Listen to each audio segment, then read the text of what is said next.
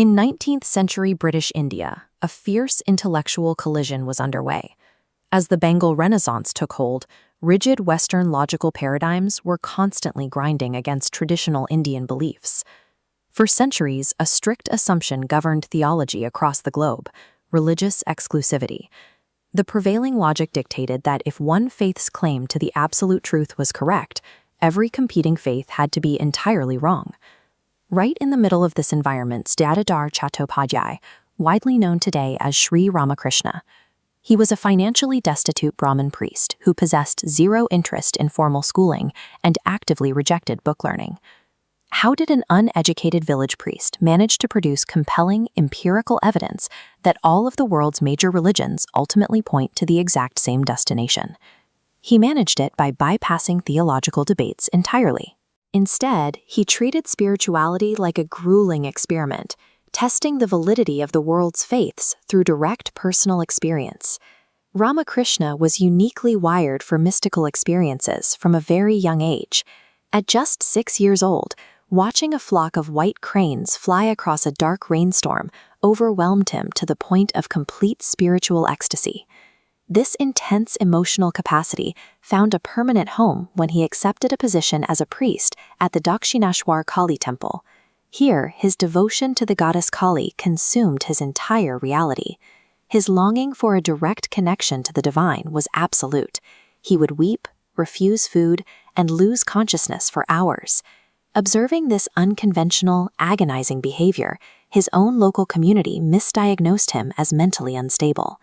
This state of perceived madness served as the baseline for a disciplined, almost scientific collection of spiritual data. Ramakrishna soon sought formal instruction. Under the strict guidance of ascetic mentors like Totapuri and Bhairavi Brahmani, he systematically mastered a diverse array of complex Hindu traditions. Then he made a radical decision. He pushed completely beyond the boundaries of Hinduism, deliberately adopting the specific, rigorous practices of Islam and later Christianity. This diagram illustrates his specific methodology. He isolated them, practicing each distinct path sequentially. As each specific set of theology was followed to its logical conclusion, he achieved the exact same state of deep spiritual trance, samadhi, at the end of every path. This was his definitive proof. Different religions were not competing truths, but different methodologies for reaching the same ultimate reality. He summarized this immense theological conclusion with a very simple phrase: as many faiths, so many paths. This universal respect immediately began bleeding into his daily interactions with the devotees who visited him. This elevated worldview also extended directly into his personal life, most visibly in his marriage to Holy Mother Sarada Devi, which thoroughly defied conventional expectations. Their partnership was completely devoid of physical intimacy. Ramakrishna viewed all women with immense respect, and he revered his wife strictly as a living manifestation of the Divine Mother. Ramakrishna's universalism was an uncompromising lived reality, defined by mutual respect and absolute purity. Ramakrishna rarely delivered formal lectures. Instead, he taught using simple stories and conversations. Yet this approach captivated fierce intellectuals, most notably a young, highly rationalist student named Narendranath Datta, who the world would later know as Swami Vivekananda. In 1885, Ramakrishna was diagnosed with terminal throat cancer.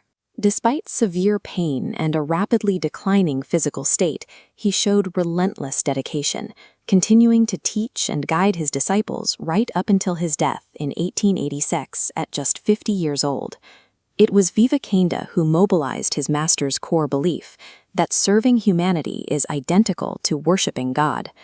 Vivekananda carried this specific message out of India and introduced it to the Western world. That effort resulted in a massive institutional legacy. It cemented his teachings into a global humanitarian and educational force through the creation of the Ramakrishna Math and Mission, headquartered here at Belur Math. It is a striking paradox.